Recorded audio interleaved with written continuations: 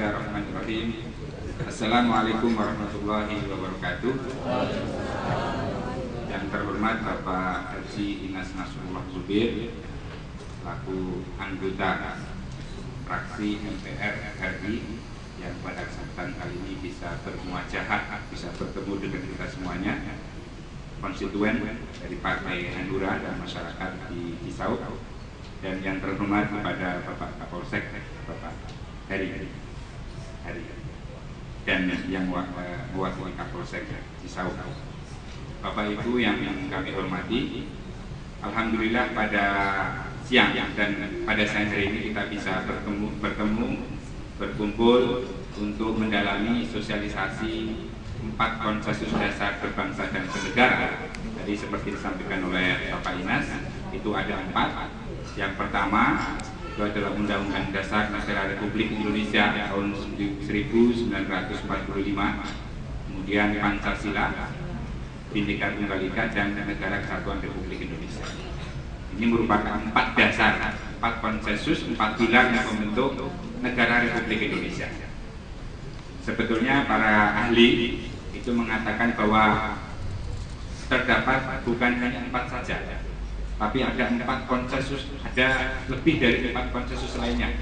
Misalnya bahasa kita, itu bahasa Indonesia. Tanpa ada konsensus tentang bahasa Indonesia, kemungkinan kita akan susah untuk saling berkomunikasi. Karena di Indonesia ini ada sekitar ratusan bahasa-bahasa lokal.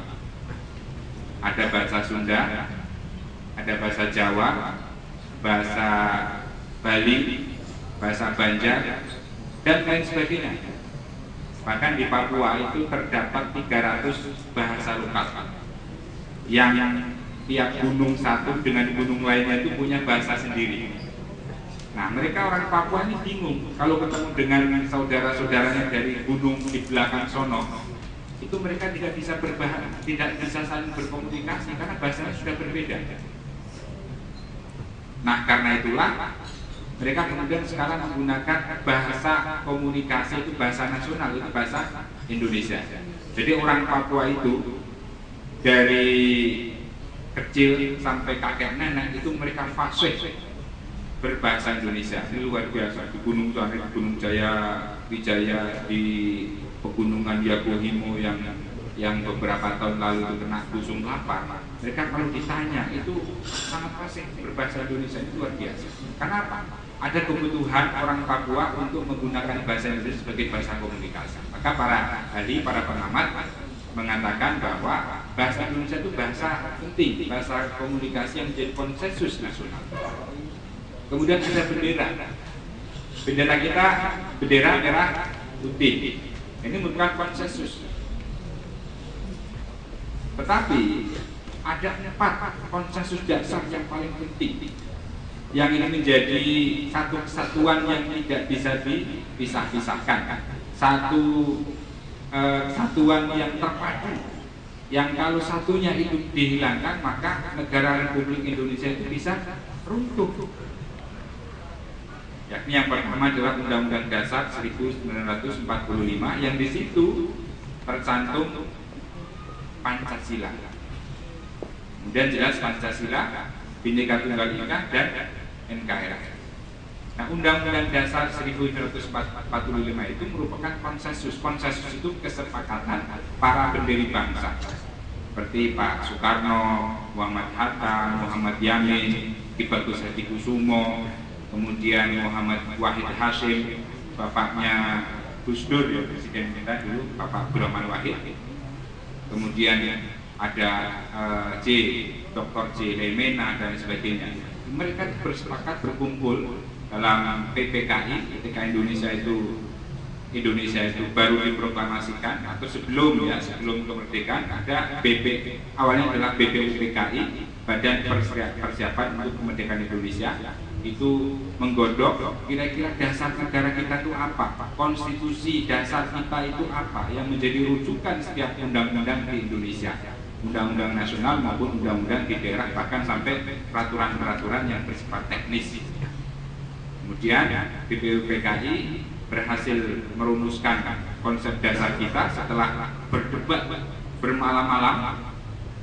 Ada beberapa pendapat, misalnya yang pertama dari kelompok agama, katakanlah demikian, yang pada saat itu misalnya diwakili oleh Muhammad Wahid Hasyim, kemudian Bagus Hadi Kusumo dari elemen Muhammadiyah, Wahid Hasyim itu dari elemen NU, kemudian ada tokoh lain misalnya Muhammad Natsir dari Partai Masyumi, dia mengatakan bahwa Indonesia ini mayoritas negara Muslim yang pada saat itu 87%. Nah sekarang itu 85% menurut sensus tahun 2010. Itu maka Indonesia selayaknya ideologinya ideologi Islam. Kemudian dasar negaranya, konstitusi kita itu konstitusi Islam secara resmi. Tapi kemudian ada pendapat yang kedua, itu pendapat Soekarno misalnya, Insinyur Soekarno. Kemudian ada pendapat Muhammad Yamin yang mengatakan bahwa Indonesia itu plural, Indonesia itu berbineka tunggal ika. Agama itu bukan hanya Islam, tapi ada Katolik, Kristen, kemudian Hindu, Buddha, dan mereka itu sama-sama berjasa bagi pendirian Republik Indonesia, berjuang sejak dahulu kala untuk memerdekakan Indonesia dari penjajah Belanda selama 350 tahun. Kemudian tahun 1942 Belanda takluk kepada Jepang selama 3 tahun bawah kekuasaan Jepang, dan pada tanggal 17 Agustus 1945 kita Belanda memproklamasikan diri. Dan pahlawan-pahlawan kita itu dari berbagai masalah. Tadi betul Pak Dinas, bukan hanya orang Jawa, bukan hanya orang Islam, bukan hanya orang Sunda, bukan hanya orang Batak saja, bukan hanya orang Bali, tapi juga ada orang Maluku, orang Manado, orang Kalimantan dan sebagainya. Jadi karena itulah keanekaragaman yang berbeda itu, suku, agama, latar belakang dan lain sebagainya, maka Indonesia paling tepat kalau menjadi netral, bukan negara agama, bukan negara sekuler. Nah, yang sekuler ini misalnya itu seperti diusulkan oleh kelompok-kelompok nasionalis sekuler lainnya yang menginginkan Indonesia itu mengikuti sistem politik, sistem ekonomi, sistem sosial, budaya masyarakat Barat. Jadi di Eropa, di Amerika itu itu berlaku sistem sekuler, sistem demokrasi.